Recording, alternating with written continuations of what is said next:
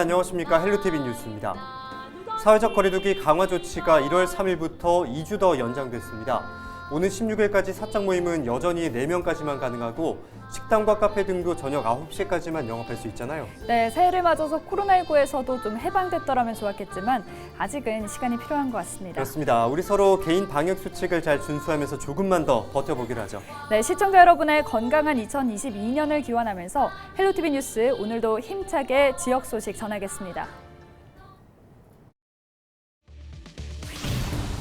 이환주 남원시장의 공직선거법 위반 의혹을 수사해온 검찰이 이 시장을 재판에 넘겼습니다.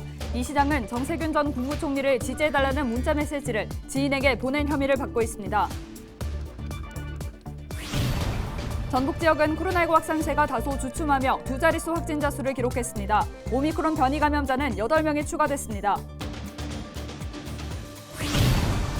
유진섭 정읍시장이 이민년 기자간담회를 가졌습니다. 유 시장은 간담회에서 대기업의 휴양 연수시설 추가 유치 가능성을 시사하기도 했습니다. 전라북도 교육청은 오는 6일 실시간 온라인 방송으로 올해 교육계획 설명회를 엽니다. 도교육청은 가고 싶은 학교, 행복한 교육 공동체를 목표로 정책과 과제를 추진할 방침입니다.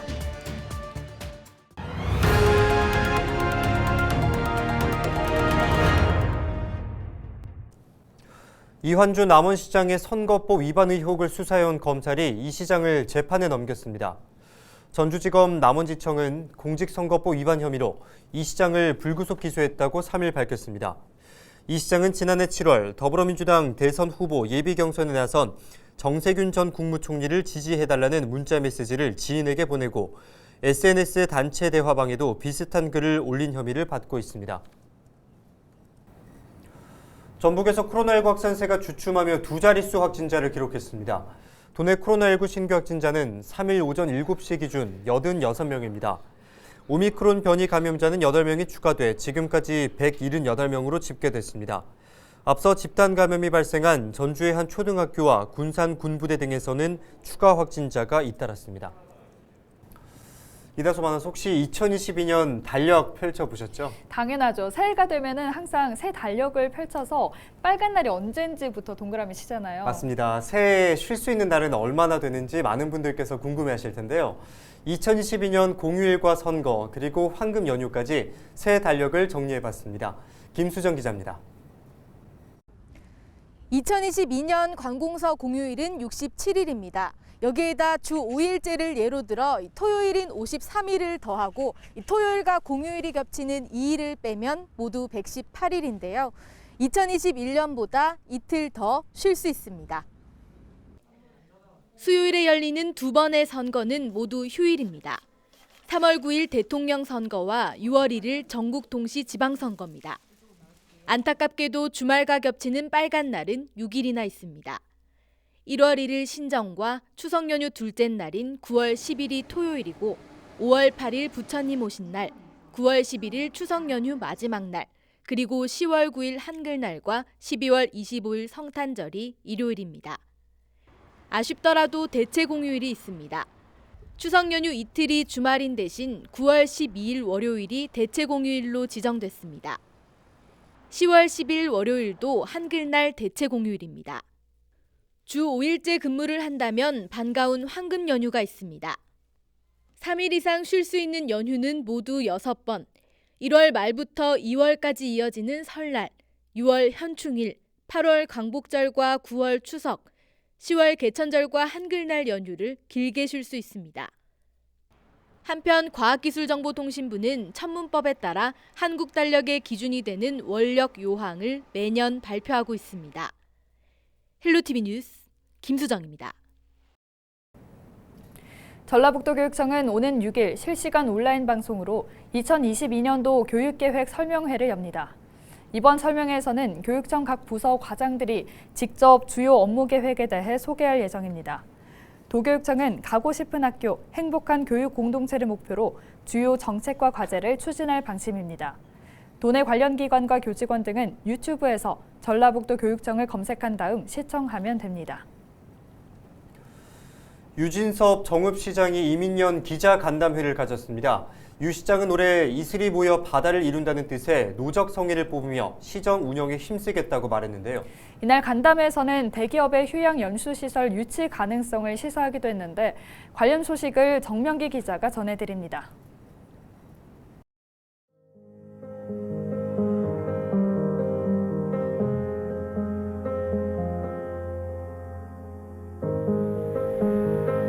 어둠이 가시지 않은 새벽, 유진섭 정읍시장이 첫 차 운행을 앞둔 시내버스 기사들과 덕담을 나눕니다. 이어 소방서와 정읍역 등을 찾아 근로자들을 격려하는 것으로 새해 첫날을 맞이했습니다. 보이지 않는 곳에서 묵묵히 일하시는 많은 분 덕분에 우리 정읍 시민들께서 편안하고 쾌적하게 생활하고 계십니다. 진심으로 감사드리면서 올해 공식 업무를 시작한 3일에는 기자들과 간담회도 가졌습니다. 유 시장은 이슬이 모여 바다를 이룬다는 뜻의 노적 성의를 뽑으며 1,700여 공직자와 시정 운영에 힘쓰겠다고 말했습니다. 지난 임기 가장 큰 성과를 묻는 질문엔 체류형 관광도시로 거듭나기 위한 변화를 꼽았습니다. 내장산과 문화광장, 용산로를 관광벨트의 중심 축으로 숙박과 레저, 스포츠 시설 등을 확충해 나가고 있습니다. 우리 시가 관광 콘텐츠의 확충을 통해서 거기에서 생기는 신규 일자리들이 대부분 청년이 밖에서로 만들어지는 일자리이기 때문에 그 부분은 상당히 의미 있는 도전이고. 반면 정읍의 맛과 소리, 꽃향기와 같은 5가지 향을 바탕으로 새로운 100년을 설계하는 향기 공화국 만들기의 경우 다소 아쉬움을 보이기도 했습니다. 시민들의 오해도 있고 또 그것이 제 본질이 왜곡되는 결과까지 일부 도출된 것에 대해서는 저 스스로도 굉장히 많이 자성을 하고 있고요. 하지만 영양누리 향기공화국이라고 하는 지향하는 것이 결코 우리 시민들을 보통이라고 하는 곳으로 끌고 가겠다는 게 아니고 희망과 정읍의 경제적 비전이 담겨있기 때문에. 유 시장은 이날 대기업의 휴양 연수시설 추가 유치 가능성을 시사해 관심이 집중되기도 했습니다. 불법 정치자금 수수 의혹 등 재선 가도에 적신호가 켜진 게 아니냐는 전북방송 취재진의 질문엔 걱정할 일은 아니라고 답했습니다. 헬로티비 뉴스 정명규입니다.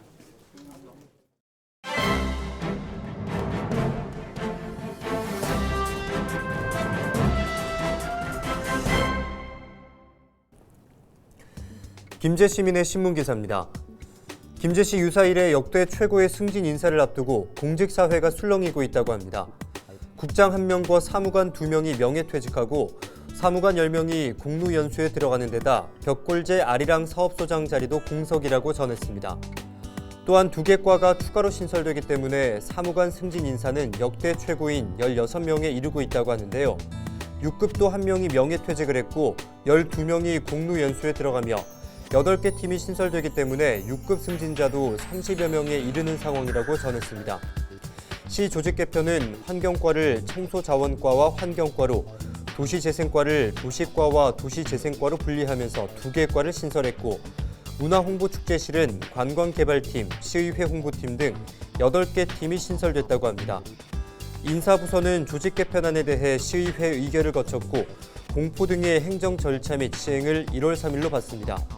따라서 신년 인사는 1월 3일부터 1월 중순 사이가 될 것으로 예상했습니다. 또한 이번 인사의 특징은 시의회의 인사권 독립인데 1월 13일부터는 시의회 의장의 인사권이 효력을 발생하기 때문에 시의회 인사는 1월 13일 이후에 이루어질 것으로 전망했습니다. 역대 최고의 승진 인사와 시의회의 사상 첫 인사권 독립을 앞두고 일부 공무원들의 물밑 작업이 진행되는 가운데 시청과 시의회에 시민들의 시선이 쏠리고 있다고 합니다. 지금까지 신문브리핑이었습니다. 남원시가 골목상권 활성화와 지역경제 선순환을 위해 남원사랑상품권 판매를 시작했습니다. 남원시는 지난 1일부터 1,000억 원 규모의 남원사랑상품권 판매에 돌입했습니다. 할인폭은 10%로 구매 한도는 100만 원을 유지할 방침인데요. 남원사랑 상품권 누적 판매량은 현재 2,100억 원을 넘어섰습니다. 지역 자금의 역외 유출을 방지하고 골목 상권 활성화에 큰 역할을 하고 있는 남원사랑 상품권을 새해에도 많이 이용해 주시기 바랍니다. 지난해 코로나19 사태 속에서도 김제시 수출액이 두 자릿수 증가율을 보이며 2,600억 원을 넘어섰습니다. 한국무역협회 통계에 따르면 지난해 김제 지역 수출액은 2,600억 원으로 전년보다 49.7% 증가한 것으로 집계됐습니다. 수출 강세 품목은 자동차 부품과 특장차, 농산 가공품 등으로 수출액 증가를 이끈 것으로 나타났습니다. 김제시는 수출 물류비와 해외 시장 개척 사업 지원과 같은 수출 지원 사업이 수출액 증가에 한몫한 것으로 풀이됐습니다. 순창군 읍내 청소년을 위한 창작 공간인 순화문화창고가 문을 열었습니다. 순창군은 옛 농협창고를 개보수해 청소년을 위한 무용과 음악, 영상, 개인 창작실 등을 갖췄습니다. 전체 면적은 330여 제곱미터 규모로 건물 외벽엔 청소년의 꿈이 담긴 벽화와 나팔수 조형물로 꾸며졌습니다. 미래의 주역인 청소년들이 다양한 창작 활동을 할 수 있는 공간으로 현 시대의 트렌드에 걸맞는 공간 구성을 통해 청소년들이 마음껏 꿈을 펼칠 수 있도록 운영해 나갈 계획입니다. 이상으로 뉴스를 마칩니다. 저희는 언제나 지영민과 함께하겠습니다. 시청해주신 여러분 고맙습니다.